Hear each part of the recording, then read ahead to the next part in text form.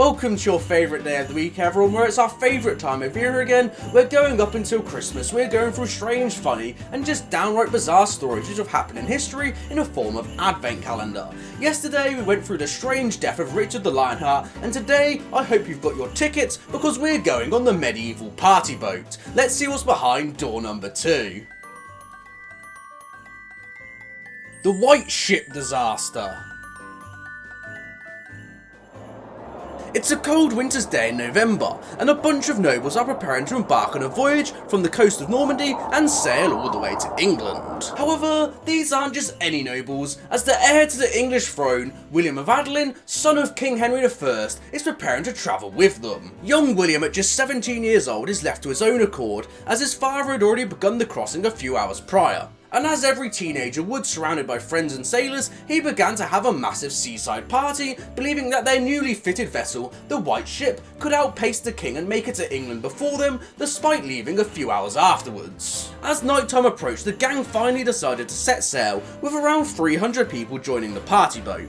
However, as soon as it had set off, it was now sinking into the dark waters of the French night as it had struck a large submerged rock and capsized. The prince did manage to get into a boat to escape, however his half-sister was also on board, so he turned back to try and save her, before the vessel was swamped by hundreds of drunk people and then they all unfortunately drowned. A butcher was the sole survivor of the party ship as he managed to cling to a rock, and the captain of the White Ship, Thomas Fitzstevens, when he learnt about the prince's demise, he let himself drown instead of having to face the king. Some contemporary sources state that the party ship was doomed to drown from the start, as when they were partying, 2 priests came to bless the ship, which was customary before a voyage to bless it so it wouldn't sink. However, the partygoers turned them away, so it was in the devil's arms now and not the hands of God. The sinking and death of the prince had brutal consequences for England, as Henry was now left with only one legitimate child, a daughter Matilda.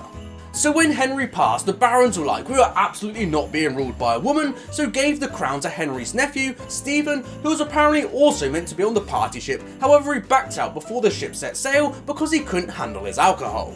The dispute in succession between Matilda and Stephen led to a bloody English civil war known as the Anarchy, which lasted 15 years before it was agreed Stephen could remain king, but Matilda's son, the future Henry II, would be heir to the throne despite Stephen having male sons of his own. So I've been Jamie's Day, your favourite day of the week, and this was the medieval party boat. I hope you've all enjoyed and thank you so much for watching. Join us all tomorrow for the next day of our advent calendar where we'll be going over the one-armed mad lad. I'll see you all then, peace.